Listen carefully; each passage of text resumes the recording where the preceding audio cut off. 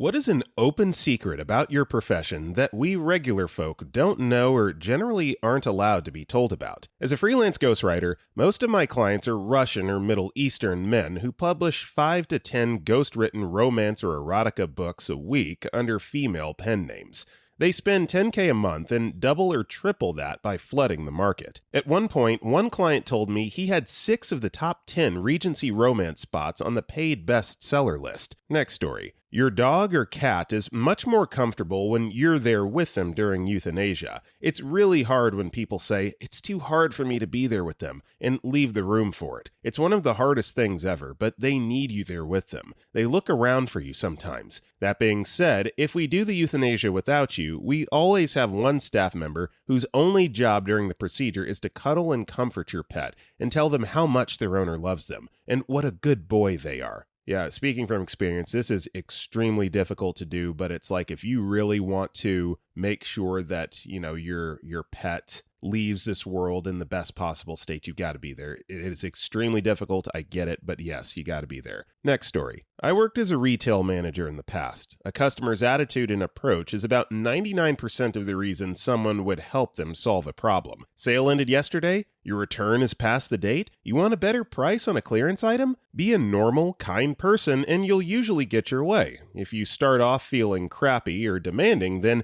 sorry, I can't help you, it's a store policy. Next story. I'm a furniture upholsterer, and the amount of times other professionals just recover the old fabric and filling drives me mental. If you're paying for reupholstery, ask for progress photos. Nobody needs all that nasty old fabric hidden underneath, and it's not fair to the client as they don't necessarily know any better, nor should they have to. Next story. Most hospitals are actually crazy trusting about who they release dead bodies to when people die. Oftentimes, I show up with just a gurney and someone's name scribbled on a post-it note, and they just let me walk out with somebody's grandma without asking my name or getting ID or anything. Next story. All hotels have had bed bugs at one point or another, high-end and low-end hotels. What separates the good hotels from the bad ones are how they handle bed bugs once they're discovered. But if you ask the front desk if they've ever had bed bugs, they'll typically lie and say no, since most people don't understand how bed bug infestations happen. Next story. Teacher here, I learned early on in the game that there are a lot of supplies we don't have to pay for if we just know where to look and how to ask nicely. Want to have a lesson about plants? Go to a grocery store or florist a few days ahead and ask if they can set aside their dying flowers for your class. Need cardboard? Ask a store for their old boxes. I've even heard of my colleagues just going into stores and asking for donations and explaining why, and getting new stuff for free. It's amazing how much people are willing to go out of their way to help educate kids. Next story. I used to work in daycare. I have worked at several. I'm American. The law in Washington state was 14 toddlers to 2 staff, and most daycares try to run at the max amount, which provides a terribly stressful environment for children. Even if you enroll your kid in daycare with less children to teacher ratio, the daycare is usually trying to raise it, and a couple less kids being there is temporary. State regulations can be bizarre and cause even less ratio of care. For example, every child must have their diaper changed every 2 hours or more, all day, and be documented. Multiply that by 14 kids. So, changing all 14 diapers and potty training some every 2 hours for 8 to 10 hour days. The 2-staff rule is really just one person watching the kids for most of the day, while the other person is changing diapers.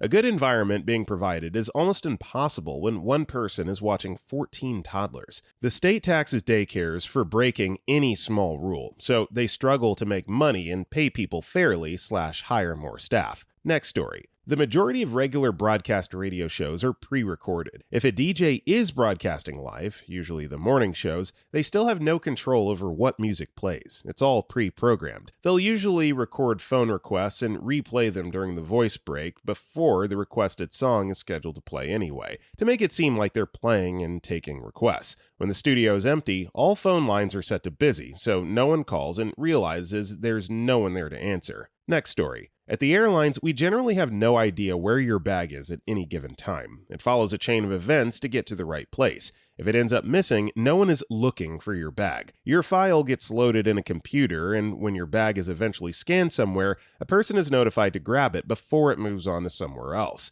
This also means if you jump to an earlier flight, there's a strong chance that your bag is going to fly on the original flight. The time is usually too little to find it, re-tag it, and get it to a new flight. If you jump to another airline and we've already re-tagged it or handed it off to a different airline, it's done. We're not going to be able to retrieve it. It's flying on that flight. Just because your bag tag shows CLT on it doesn't mean it was accidentally sent there. We often send bags through multiple cities as it will reunite you and your bag, hours faster than the next direct flight. Sometimes we even send it on other airlines that you never even flew on. We may even send it the other way around the globe, like from LAX to DXB, Dubai. You may have flown through London on British Airways, but the fastest way for me to send you your bag may be through Seoul, South Korea on Delta and Korean Air. We try our best, but it's a question of volume, staffing, time, and technology. It's nice to kind of see how the sausage is made. I just want to make sure that my bag is there when I reach baggage claim. That's always like my biggest fear flying, especially with connecting flights, is losing luggage. Ugh. Next story. Insurance rep here. Your credit score matters more than people realize. It can affect your auto insurance premium by as much as $100 a month. And if you're a renter, I can pretty much ballpark your credit score by running renter's insurance quotes for you. The higher the monthly premium for your renter's insurance, the crappier your credit score. Next story. It's not difficult to get super realistic details in CGI. I see people look at stuff like stitching on shirts and how there's some fuzz on a peach or something like that in animated films. It looks impressive, but those details are super easy to make. Just slap on a normal map and a particle system. Of course, some details like cobwebs are more complicated, but overall, the tiny little things are just a texture or particle system. The actual hard stuff goes completely unrecognized if it's done well. Compliment the character rigging every now and then. It's much more difficult. Next story. For some reason, medical device prices are inflated beyond the stratosphere against what it costs to make them. I understand there are more regulating organizations that are applicable for medical devices and not other products. Automotive, electrical, petrochemical, but what the F? An item that costs us $700 USD to make is sold to our dealers in $3K. Then they sell those to hospitals in $7K. Then the hospitals sell them the client/patient in $10K. Next story. Nurse manager here. We nurses aren't saints. Generally, most of us are caring, hardworking people, but we have the same people problems as the general population. Opioid addiction, affairs with married men, DUIs, time card fraud, the list goes on. Next story. Military grade literally translates into the lowest bidder. A lot of military personnel, especially the Marines, use stuff from the Vietnam War, hand-me-downs from the Army, etc. The government spends as little as possible on outfitting its troops in 99% of cases. Next story. That reinforced glass in that security camera may not actually be unbreakable or being monitored or recorded, respectively. If you can see the monitor showing the camera feed, it doesn't actually mean it's being recorded, too. These things can just be there to make people guess whether it actually works or not. Go ahead, roll that dice. People typically just go somewhere where there isn't a camera or glass instead. Next story. Real estate agents do not believe it's their job to get you the best price. To agents, there's an unwritten understanding that you have a realistic expectation when buying property. They can consult you, guide you, and employ some basic negotiating tactics, but they aren't interested in wheeling and dealing at the chance of a paycheck, even if they make you believe they're hustling hard to find you a diamond deal. If you start to become unrealistic, many agents will just start to frame everything as a great deal and once in a lifetime to get you to buy, to avoid having wasted their time. Next story. I can fix most people's computer issues by doing 3 things. 1. Run a free scan from Malwarebytes. 2. Open up msconfig.msc from typing it in the start menu, then going over all the services and startup items and turning off so much crap that it's either a virus, says unknown or a blank for the manufacturer name, or unnecessary. You can Google it if you don't know. Plus, click the box that says Hide Microsoft to dumb it down a bit. 3. Make them a new user account that doesn't have admin rights. They'll need to put in an admin name and password when they really want to install things. No need to always be logged in as an admin. Clickbait will kill your PC. Then, doing a few reboots. I teach this to family. Next story. This isn't a secret, but everything is photoshopped. I'm constantly pointing out to people a bad Photoshop in an ad, and people will say, "What are you talking about? Looks real to me." Trust me, everything is photoshopped. Put through a filter, shrunken, stretched, brightened, just to make you want to buy it. Next story. My friend is a doctor. He said that hospitals always overcharge the patient.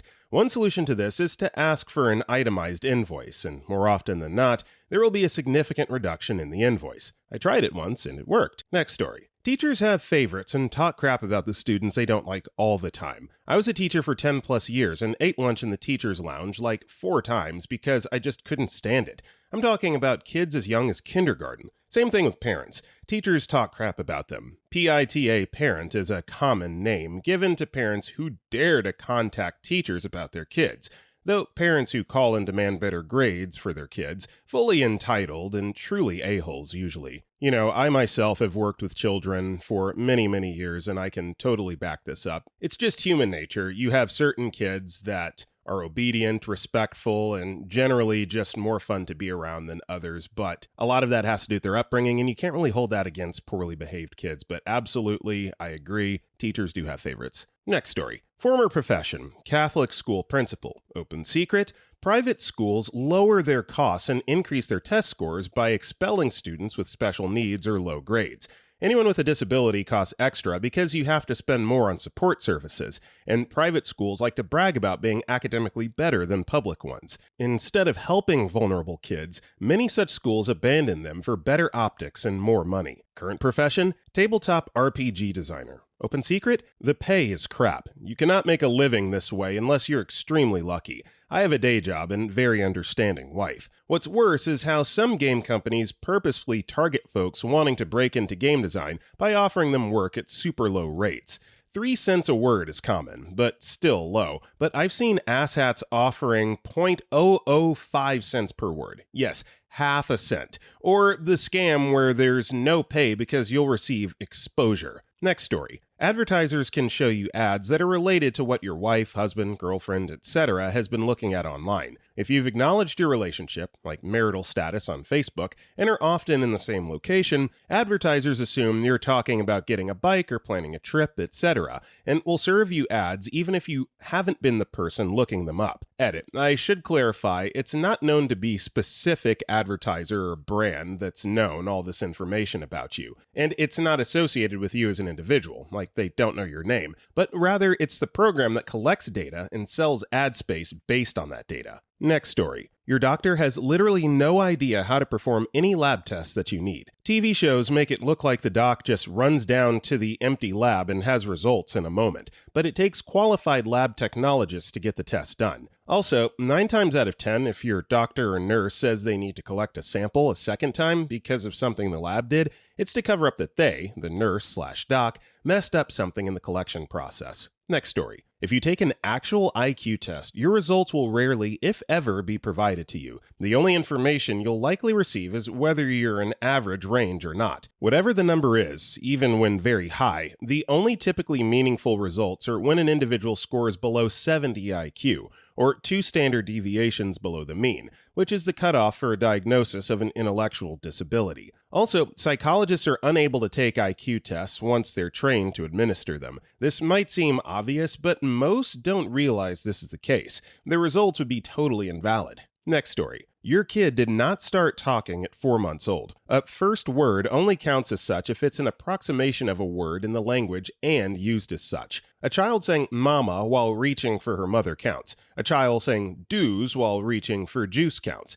A child saying daunting while babbling does not count. They have to be intentionally communicating an idea. Next story. I'm not a therapist myself, but when I was job shadowing at a clinic, the therapists who were on lunch break would gossip about their patients and joke about how screwed up they are. I'm certain that not all therapists do this, but I wouldn't be surprised if this is a common thing. Next story. My family owns a peach garden. Peaches are really delicate fruits. They're soft and watery, perfect for any insect to lay eggs, so you need to take good care of them. But sometimes the weather doesn't care about that and stuff might happen, so now all your peaches have bugs. What do? You can't sell spoiled peaches, but you need money. Sell them to juice companies for 5 cents a kilo. Enjoy your peach juice. This isn't only for peaches, by the way. Any sort of juice is like that. Next story. Grocery store profits go as followed. Dry grocery, pharmacy, dairy, cosmetics. Dry grocery alone on a Saturday could make upwards of 30 times the amount produce runs and 5 to 10 times all other departments combined. And this follows pretty much the same formula across all stores. Fun fact. Even though the grocery department in pretty much any store with one is usually the biggest, it's usually the lowest in terms of waste or shrink, damaged, stolen, or miscounted. Bonus fun fact, the average elderly woman steals far more than anyone else. All right, guys, excuse me for 1 minute. I'm going to go have a conversation with my grandma. Next story. The sauna only gets cleaned out once a week, twice if you're lucky. Also, the pools are never emptied for cleaning. They have filters for that. Essentially, a gigantic fish tank for humans. The chlorine sterilized any fecal matter or any form of bile that comes out of the human body. All we do is scoop the chunks and send y'all back in. Next story. Not my profession, but as someone who's interested in it, runaway models are all very underweight. In other news, water is wet. Usually BMIs in the 15 to 16s, and they're often told they're too fat, getting towards the upper 16s. But they don't say weight stuff, usually for plausible deniability reasons. They'll use measurements in inches. Certain other kinds of models are more like 16s to 17s. High fashion / runway models are the skinniest. If you don't know, a BMI of 18.5 to 25 is the healthy range. In terms of categorizations of anorexia, according to the DSM, above 17 is mild, 16s is moderate, 15s is severe anorexia, and under 15 is extreme. Although the most common shock photos of anorexics are like BMIs of 12 or 13, most anorexics don't even get that thin. It's a problem and adds to many people with anorexia not feeling sick enough because they're not so thin their organs are shutting down and they look like an actual skeleton. That level is rare. Many people at higher weights are still very sick. Of course, there's more to eating disorders than just a low weight, but I'm certain that a very large amount of models are anorexic and do everything they can to hide that. Those rules some places have put out about models having to be a healthy weight or over a BMI of like 18 are an absolute joke, because clearly none are remotely near that high. We're so used to this that we often don't realize it's unhealthily underweight. Even most actresses on TV, etc., are a little underweight or ranging close to it, though not nearly as much as runway / professional models. The standard in Hollywood nowadays is probably doing massive amounts of exercise and hovering right around the borderline between underweight and healthy, 18's BMI, so that they look underweight despite being maybe not, because of being fairly muscular and usually getting some minor plastic surgeries, lipo, and fillers. Although a good amount of actresses are just plain underweight. It just depends on if they try to focus on being healthy or don't really care. Probably in the 1990s is when it was the most about being just skinny, but more recently there's the added pressure of maintaining both a healthy weight and standards that most people would have to be underweight to match. The underweight route is actually probably easier than staying at a healthy weight, yet maintaining the standards they feel pressure to. Fun fact, just because someone is still attractive doesn't mean they aren't unhealthily underweight. Not talking about Instagram models and the like here at all though, LMAO, or certain models who have gotten into it through family connections, because those aren't real models. Next story. In development aid projects by the big players, the need for the project and the design to bring about desired change is often just crafted in drawing rooms based on assumptions. Rarely do people actually visit the sites before a project starts to ask the community what they truly need. Once the funding comes in, the communities are told that you need this and you'll benefit out of it. But to be honest, the people who benefit the most are the development aid employees and few government officials. Or if it's a USAID project, those who benefit are the U.S. corporations, often at the cost of the community's livelihood and the environment, especially in developing countries. Next story. The process of home installations by big companies will almost always be worse than going straight to a licensed contractor. Not the install of the items themselves, cabinets, floors, and tile, but the scheduling and sales of products is terribly orchestrated. Because they have so many clients and use third parties for measurements, installation and fabrication of products, there's so much that can go wrong and nothing ever goes to plan. almost always because of the lack of communication. A company I worked for left an 85-year-old woman without a kitchen for 2 months before I finally came in and installed her cabinets. She then waited another month for the countertops. If she would have gone straight to my company, then she probably would have had the entire thing done in a weekend. Next story. Software developer. A lot of large financial systems are held together with duct tape and have no real documentation or specifications. Also, there's a good chance that a large number of staff are fresh out of uni and are just muddling along. I did my student placement at a major insurance software company which handled billions in transactions. At one point, the entire support team was a single unit with no oversight. Next story. Not really a secret, but not as well known as it needs to be. You don't need a pap smear every year, and definitely not before the age of 21. Gone are the days of getting a pap at age 15 because you want to get on the pill, and every single year from then on. If some creepy old doctor is trying to insist on looking at you naked, or to poke around in your body, assuming you aren't there specifically to have whatever they're examining checked out, i.e. sores in your vagina, whatever, that's big red flags. You may need a pelvic or vaginal exam in certain cases, but why and when this is done should always be explained, and you need to consent before any exam. Next story. Libraries throw away, pulp, or otherwise recycle a lot of old books. We get a lot of awful, tatty stuff donated. We have old, manky books that we need to get rid of to make shelf space for newer stock.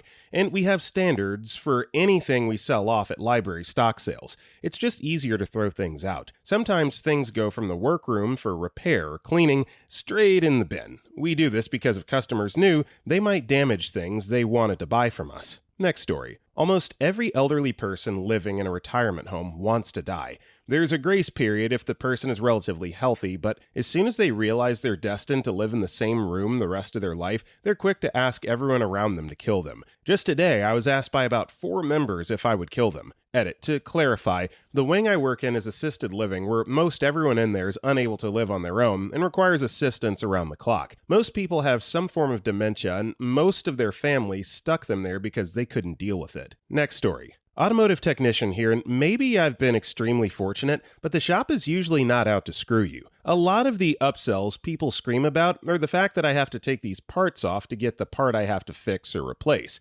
The parts that came off have 100,000 miles on them. Let me save you labor and replace them now instead of 6 months to a year later. The other upsells that cause people to cry foul are usually maintenance recommended by the manufacturer at that interval. And in my personal experience, when someone is getting screwed at a shop, it's because of a service writer or service manager trying to sell unneeded work, not the mechanic. I'm just going to take this as an opportunity to remind everyone to please upkeep with the maintenance of your vehicle. I know we don't want to be spending hundreds of dollars at unexpected times, but in the long run, you will be glad that you did because you will have a running car for many, many years. Next story. I work at a jewelry store that produces custom prices. Diamonds and other precious stones get dropped and lost by everyone constantly. 3 or 4 times a day, you'll hear, "F, nobody move, get the flashlight." I saw the owner drop a whole tray of sapphires one day. Pretty sure part of his soul died. We're usually more careful with customer stones, though. Usually. Next story. Insurance agent here. To all home buyers, make sure you buy some sort of mold coverage. When pipes burst or you have a leaky faucet or some sort of water damage, we'll write it off as non-covered mold. Save yourself an extra hassle and get some limited mold coverage. Heed my warning. Edit. Also, when we stress saying in the event of a covered loss, it really means it's a 50-50 chance of it, depending on how claim adjusters see it. Next story. I work for a UK police force. The area that I work in has a population of around 200,000 people, spread across 4 major towns and tens of smaller villages and other rural areas. On an average weekday, you might only have as few as 10 to 15 officers covering all of the calls that come in. We frequently run out of resources and have no one free to send to emergency incidents, which are supposed to have a 10-minute response time. Next story. Bill collector here. Under U.S. law, if you give a cease and desist, we legally can't contact you about the debt. It doesn't absolve you of responsibility for the debt or prevent legal action against you, but it will stop the calls if the place is ethical. Depending on the amount of debt and if you get any sort of public assistance, it likely won't result in legal action. Hanging up on us means nothing to us. Swearing at us does nothing. We hear horrible things daily. It won't faze us, and we will continue to call you. We hear some heartbreaking stories and absolute total bullcrap stories. Everything you say will be scrutinized, and we can generally tell which is which within moments. Next story. Worked as a McDonald's manager, and pretty much the entire store had the understanding of telling the customer that the ice cream machine was broken, when the reality is that usually the machine goes into a heat curing cycle for the ice cream mix.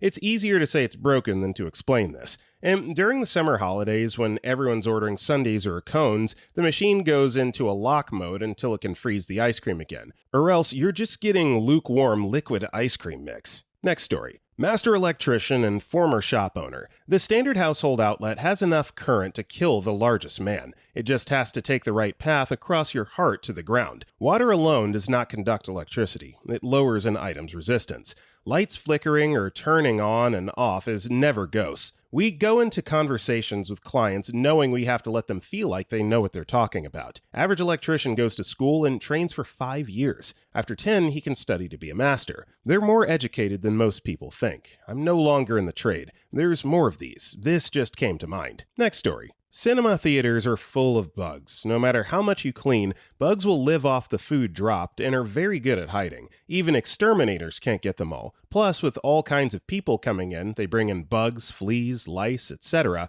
and we can't refuse service just because someone absolutely stinks. Think about that the next time you sit down. Not unheard of for cinema workers to keep your lost property and cash they find. Though most staff won't. 1 or 2 defo will. High-value lost property gets given to managers to deal with. And yes, this absolutely includes upmarket fancy cinemas. Next story. A very large portion of your flooring installers are illegal. In fact, we only require 1 person on the crew to speak English and 1 person to have a legal license to drive. As long as they have the proper insurance, we don't care. Next story. Well over half the items for sale on Etsy are mass-produced, even though the site claims everything must be handmade by the seller. Vintage is the exception. The mass-produced sellers are very good at playing the system to appear handmade, and Etsy doesn't police it well as long as it makes them money. You know, I've often wondered this. I've gotten some items off of Etsy that I swear were like mass-produced or manufactured. You know, you give them the benefit of the doubt, but of course, who's Etsy to decline, the potential for more profit there? Next story. That remodeling only actually costs about 1/3 of what people typically pay for, and almost none of the work is actually particularly difficult or dangerous. People think it's some mysterious profession fraught with plumbing and electrical perils and scary equipment. The real magic I've seen is older contractors who can bid a job within 5 minutes of seeing the work. Anyway, learn yourself a YouTube to learn remodeling and DIY. Next story. Well, it's not a secret, but I've found some people to be surprised by this when I explain them. The majority of technical articles you read on specialized commercial press, even interviews and such, are created by comms and marketing teams of corporations. Also, lots of similar stuff in generic press, too. Like, don't know, why multiplayer games are better than SP or whatever, published in whatever PC gaming or the like, signed by a member of that publication. People like my overlords determine the subject and the opinion we want to form into people. Then people like me craft that text or content or whatever, then we send it to our press partners. Next story. Air traffic controllers sit in the dark looking at screens, not because you need to be in the dark to see the screens on the new scopes, but because of tradition. The newer equipment is designed to be used in normal room lighting. Next story. Engineering. There's a lot more, this looks about right, than actual calculations. And when there are calculations, it's in the right ballpark. i.e., engineering judgment is just an excuse for engineers being lazy. Next story. Construction projects get a little to no regulation with water pollution in the status quo. Construction companies are required to self-regulate by doing their own inspections, managing their own water pollution, leaking water and oil. Sure, at some point the city might crack down if they do too much, but cities generally don't have time or employees to do any audits. I'd say 50 to 60% of all projects go without proper regulations or effective implementation. Next story. Oil industry. They don't give a F about fuel. The only reason we burn diesel or gasoline is it's a byproduct of fractional distillation. The only other way to get rid of it is to put it back in the ground, especially gasoline. It's literally thousands of variations of hydrocarbons. No quality or uniformity. The fuel system is basically a disposal system. The oil industry makes the most money in a barrel of oil off high-end lubricants. Polymers as well. Tar, gasoline, and diesel are not very profitable. Most of what you pay at the pump is taxes and distribution costs. Same thing for natural gas. It's basically worthless. They frequently flare it in the open to get rid of it so they can get more oil. Again, most of what you pay is taxes and distribution costs. More so distribution costs since pipelines are expensive and take some time for the investment to reach maturity. The price of NG will continue to fall. Out of all the hydrocarbons we use for fuel, propane is probably the only one that's actually high quality and clean. 100% stable, high octane, near zero pollution aside from carbon, and it makes the engine last forever because the flame tends to blow the oil less than gasoline and has less particulates. The only downside is it's like 5% of a barrel of oil. Most of the propane we have today is stripped from natural gas. The only better fuel for an engine than that is pure ethanol. On the construction side of frac, 95% of the workforce can't pass a drug test. The industry does full piss and hair tests every 6 months. Every time a drug van shows up at random to a frac site, 80% plus of the workforce will flee. Dozens of companies on a frac site. Failing the test is an instant blacklist. Running away means getting fired, but you can find more work. Lots of meth. Goes with the long hours and no sleep. Big oil is actually a handful of gatekeeping megacorps. Most of the oil industry is full of small to medium-sized companies. Oil is only mega profitable when the price of oil is over $60 a barrel. The oil industry makes all that crazy money with volume. Once you factor in inflation to the price of a gallon of gas, pre-corona, it's actually extremely cheap, even at $5 a gallon. Next story. Maintenance mechanic here. It's cheaper in the long run to do regular preventative maintenance. The big one I see is air filters. People wait until they're extremely dirty, which at that point is no longer doing its job, so it gets the rest of the motor and exhaust dirty, or they blow it out with compressed air, which is worse because it spreads the fibers on the filter and renders it useless. Another one is constantly using conventional oil and going over the mileage the shop recommends. More often than not, the mileage they tell you has more to do with the oil filter than the oil. Also, the date is because oil starts to break down over time. Lastly, if the car recommends synthetic or requires it, use synthetic. It's cheaper than a new motor. End of the day, the manufacturer built it and they would know what's best. Next story. In most cases, the parts for luxury cars are manufactured in the same factories, on the same lines, by the same workers using the same machines and materials as those for regular cars. In most cases, quality control procedures, or lack thereof, are the same. Maybe one component will be different, sometimes in a way that genuinely increases its reliability and longevity, but sometimes it's just more advanced, like a switch from analog to digital, and often these parts are far more fragile and finicky and easily damaged. The exception to the quality control thing in my experience is Honda and Acura, who have their own standards for QC that they require their suppliers to meet. I can't tell you how often I've seen the plant running, making complex parts for insanely expensive vehicles,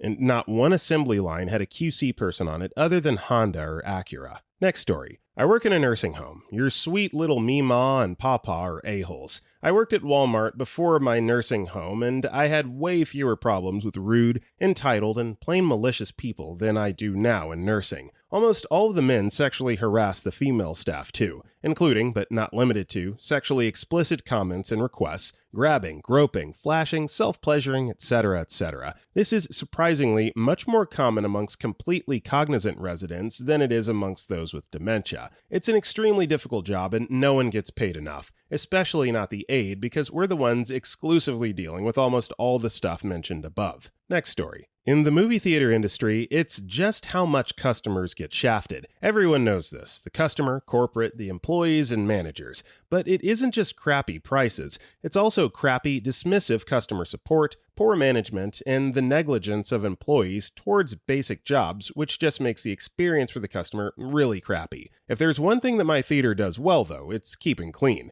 The kitchen is very sanitary, and the food is pretty high quality. Not enough for the price tag, but generally really nice, especially with employee perks, lol. Next story. Restaurants. Almost all your food is pre-cooked in some fashion. Risotto is pre-cooked till almost done and kept for 3 days. Things are pre-portioned and most food is basically the same as if you had leftovers at home. Some places don't like doggy bags because it was fresh cooked, reheated, and really isn't good to eat reheated again. Some don't care because everything was frozen. And that's small, privately owned places. It's reheated just enough in a real pan and we add stuff, but unless it's grilled to order meat, it's pre-made, and usually whatever can be frozen without tasting like it is. Any chain gets down to the sauce from a company factory. I'm just like having flashbacks to old episodes of Kitchen Nightmares. What would Chef Gordon Ramsay say if he knew that everything was frozen? Everything is raw. I gotta love it. Gotta love it. I'm still gonna eat there anyway. Next story. I work in post-production in the film industry. Almost none of the sound you hear in movies is real. Only about 75% of the dialogue recorded on set. All other sounds, i.e. doors opening, footsteps, atmosphere, etc., is created, designed, and edited in post. Also true with the picture. Nothing you see as it was straight from the camera. Apart from big, obvious CGI visual effects, many shots will have been cleaned up by VFX artists. Removing objects from a scene like broom mics or crew reflections, beauty work. Painting out wrinkles and zits in every shot is color graded to add contrast. Saturation and shading to direct the viewer's eye to where the director wants you to look. Film editors also regularly cut frames or speed ramp a take to retime the performance of an actor to improve a scene. Needless to say, the actors almost never know this occurs and take all the credit come award season. Next story. Therapist here. We genuinely care about you. We care about you so much that your F-ups hurt us. That's why we talk about you to our friends and colleagues over a beer on Friday night. Edit. Just to add some clarity to ease concerns people have about opening up to therapists for fear of judgment, I'm not advocating judgment. I don't go to my friends and say, oh my gosh, this person told me about this thing they did 10 years ago that really haunts them. Can you believe they did that? What gets me is a situation like this. A man and his teenage son come into treatment because the son wants to self-unalive. I watch as the man berates, belittles, and criticizes his son, while the son slowly sinks deeper and deeper into the couch in a vain attempt to disappear. My instinct to watching this unfold is to protect this kid. I want to jump up and shout at this man for being such an a-hole, but that wouldn't be helpful. Instead, I connect with this man, acknowledge his love and concern for his son, reframe his criticisms as an attempt to help steer his son in the right direction, and lament with him about how his effort is only pushing his son further away. Then I gently challenge him, or maybe not. If our relationship isn't strong enough yet for me to challenge him, then my only recourse is to swallow my personal reactions, listen, validate, and set ground rules that include general statements about not engaging in verbal abuse during the session. After doing this multiple times a week, the pain starts to build up. Finally, being able to express my feelings to a trusted other is what allows me to go back into work on Monday and do it all over again. Next story. Your prescription drugs might be cheaper if you don't use your insurance. This won't be the case at most chain pharmacies, some exceptions, but an independent pharmacy might offer a generic medication at a cost significantly less than your copay as assigned by your prescription insurance company. In some states, it's illegal for a pharmacist to tell you this, so you might want to ask directly. Also, the cost of a drug can vary significantly from one pharmacy to another because the acquisition cost can vary for each pharmacy due to a number of factors, so shop around. Next story. I work as an operator in a factory that's open 24/7. We work swing shifts. For the past 2 to 3 months, we've been running hand sanitizer bottles and hand soap. We make the bottles, sell them to clients who fill them. Some machines run 6,000 bottles an hour. We've been running them non-stop, and yet people still think there's a shortage. Next story. University professors are not teachers. They get hired based on their research, promoted on the research, and most have never taken any training on how to effectively teach what they know. Many are told to teach topics that they know nothing about because no one else is able or willing to teach it. Next story. The difference between a security guard and a security officer. A security guard can observe and report and not touch you. A security officer has training required in most states and has certain legal empowerment. Security officers can restrain and hold you, but for very limited time frames and in very specific circumstances. A good example of this is legally, bouncers are classified as security officers. That's why bouncers can physically remove a patron from a bar if they're actively causing a problem. Mall security guards tend to be security guards, and while they can watch you do things and call the police on you, they actually can't touch you or attempt to hold you physically. Actual empowerment and codes vary by state. Next story. I don't know if people don't know this or if people just refuse to acknowledge it, but in education, students are largely just passed on through school. This is more done in elementary and middle school. High school is another story, but even there's a lot of teachers just pass you because their job might be at stake if they fail you. Why is this an issue? Well, at the lower grades, this is often caused by students that cannot read at grade level. There are other factors, of course, but this is a big one, and it's important. The connection between reading ability and success is known. If you're 25 and have the reading level of a 14-year-old, you probably aren't doing something that will net you much in the way of cash. And the problem just continues and continues and builds and builds. And then you end up with a ninth grader that should not be in any of their classes. And it becomes an issue for the teacher who now has to figure out how to teach to the extremes that exist. Kids that should probably be in 6th grade versus kids that are in the right place. And because teachers get such grief for failing students, the implication becomes that the teacher's not doing enough for the student. They don't. So you get someone graduating high school that never should have. And I've heard the argument, well, they aren't going to college anyway, so what's the problem? Seriously? The problem is that we as a society should not be okay with this. The problem is that school should produce people that are capable of meeting the challenge of adulthood head on. Instead, teachers have to cater to students that have been passed through the system instead of given the resources and support that they need. And why aren't they getting that support? Because it costs money. And that money comes from taxes. And, well, you see my point. You can see the difference between different class levels, too. Kids in advanced classes are usually going to do just fine. They're capable. They have the tools to move on, and I'm not concerned for their future. All of the kids that skate by only taking the bare minimum classes, I'm concerned. Because trust me, you aren't being truly challenged and your learning experience is diminished. Edit. And I do want to point out that what I said about kids in advanced classes isn't always true, but I'm willing to stake money on the fact that a larger percentage of kids that take these advanced classes do end up more successful than those who don't. Now, however you want to measure success is up to you, but I think most people have a fairly good idea of what that might look like. Next story. Aviation mechanic here. The amount of access panel screws I've seen get rubber nutted or just stuck in the hole with some RTV or silicone is bullcrap. Also, a lot of times, if we need a part or screws and don't have them, we just rob them from another plane of the same type from the same place on the plane and call it good, especially if it needs to be out flying quickly. That's not to say that air travel is dangerous. A lot of this stuff, aside from the silicone thing, is FAA approved, but it makes you think. On a side note, if you know an aviation mechanic, thank them. Our job is pretty stressful, especially knowing that hundreds of lives are in our hands every day. We're one of the few jobs that you can actually get arrested for a seemingly minor mistake. As one of my sergeants told me while I was in the military doing this, you can't pull over and park on a cloud. Next story. Job/career coach here. If an employer gets 100 resumes, they'll look at about 20. The others get the "we've moved on with a different candidate" email. It's not that you weren't qualified, your resume wasn't even looked at. Also, 85% of jobs are filled through networking before they're even put on a job board. Also, there's a lot of definite wrong ways to do your resume, but there's not just one right way.